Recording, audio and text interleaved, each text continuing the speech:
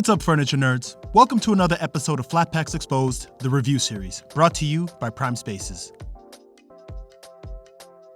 Hey, what's up, furniture nerds? Doing a quick review for this farmhouse style 6-drawer dresser that I just put together. And my initial reaction after assembly is that this thing is awesome. So right out the gates, you can see it has these kind of barn style metal accents right here on the corners. And you also see the matte black handles as well that match the corners. Now this is the rustic brown color. I'm not sure if this is offered in any other colors, but this one is a really nice color. So aside from the farmhouse style, I think because of the black metal accents, this could really pass for an industrial style dresser as well.